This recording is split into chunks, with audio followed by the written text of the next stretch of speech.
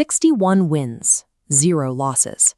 When you hear a statistic like that about Miyamoto Musashi, considered the greatest swordsman in history, you likely picture a warrior clad in immaculate forged armor, wielding a perfectly polished steel blade. But historical records describe a man who achieved this record through a complete rejection of prestige. He frequently fought with a carved piece of wood, he slept on bare rock, and according to accounts of the time, he often smelled like an actual rotting corpse. Observe these historical accounts not as physical combat, but as a blueprint for psychological manipulation, where the battle is won in the mind before the blades ever touch. Musashi's repulsive exterior and his refusal to meet formal standards were not signs of poverty. They were the engineered mechanisms of his invulnerability. By divesting from the optics of honor, he removed the emotional levers his enemies used to find confidence. We see this emerge during his first duel in 1596. Musashi is 13 years old when he answers the public challenge of Arima Kihei, an elite killer who had already slain 11 men in formal, highly ritualized combat. Kihei relied on the psychological terror of his pristine weapon and his status as a professional to paralyze his opponents. He expected a child to freeze when faced with the terrifying gleam of forged steel. But Musashi ignored the aesthetics of the weapon. When the blade swung, he simply ducked underneath the trajectory and crushed Kihei's ribs with a standard wooden practice stick.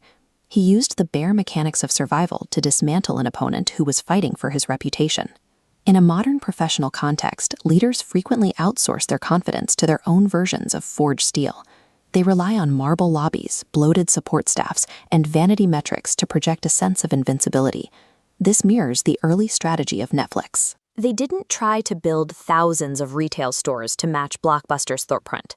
They arrived with a clunky website and cheap paper envelopes, bypassing the industry's massive infrastructure to strike directly at consumer convenience. Attempting to match a heavily resourced opponent using their preferred tools and environment is a path to defeat. You have to identify the wooden sticks that can bypass their expensive defensive perimeters. During his warrior pilgrimage, Musashi's lifestyle grew even more extreme. While elite samurai spent hours polishing their steel and ensuring their armor was perfectly aligned, Musashi sat in the dirt, choosing freezing rocks over comfortable lodging. This aligns with a neurological concept called allostasis, the way the brain anticipates future stress based on past environmental conditioning. The elite samurai required perfect, pristine conditions to feel ready for combat.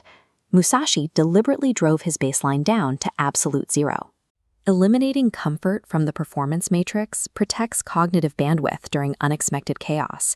When conditions become muddy or timelines collapse, the professional who requires a pristine environment will freeze.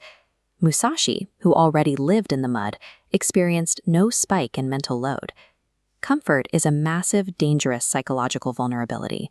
Requiring optimal conditions to operate ensures that you will lose your strategic reasoning the moment those conditions are removed. In 1612, Musashi faced Sasaki Kojiro, the era's most technically gifted swordsman. The duel took place on a small island, an inescapable arena where every movement was scrutinized by officials. Kojiro arrived on time, dressed immaculately, expecting the reverence his title demanded. He stood on the beach in the blazing heat for 2 full hours. Musashi intentionally slept in, spent the boat ride over calmly carving a wooden oar, and arrived only when Kojiro's arrogance had curdled into blind rage. Blinded by his loss of control, Kojiro quickly drew his blade and threw his scabbard into the dirt. Musashi instantly recognized this theatrical display as a total collapse of strategic discipline, telling him, "If you have no use for your sheath, you are already dead." Notice exactly how the battle became psychological.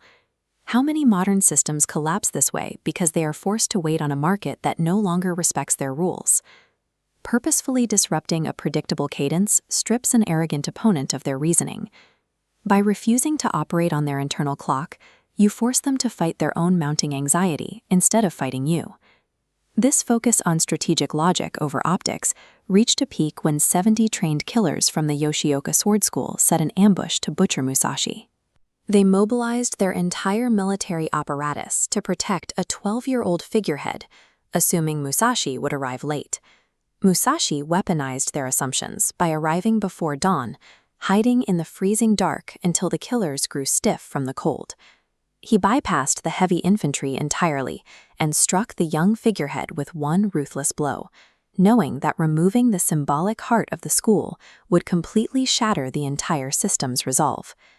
Dominant organizations often use their mass to throw secondary distractions at a newcomer: regional price wars, minor feature clones, or legal hurdles.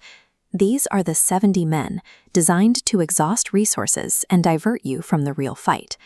Success requires identifying the linchpin, the core promise or foundational assumption that holds the competitor's strategy together.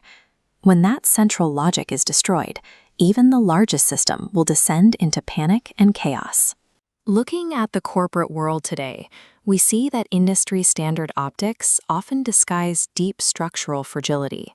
High-status symbols and predictable workflows can be signs of a system that has become too comfortable to survive a shock. This feedback loop shows how organizational rot occurs. A disruptor achieves success, builds a comfortable headquarters, and hires layers of management to insulate the leadership from uncomfortable data. The company begins prioritizing the optics of success over the reality of the market. This corporate ego convinces leaders they are invincible because of past victories, making them blind to asymmetric threats. They spend their time polishing their armor while their foundational logic is decaying. Massive systems rarely die from sudden external attacks. They die slowly from the inside out, through comfort and the refusal to confront brutal realities. Adopting Musashi's mindset requires a 3-step professional audit to strip away the fragility of external comfort. You must identify your own forged steel, weaponize discomfort, and strike the linchpin. Strip away the vanity metrics that only serve to soothe your ego. Break your own pristine workflows to build psychological calluses, ensuring you can operate effectively when the environment is chaotic. And ignore the noise of minor competitor threats to focus on their single point of failure.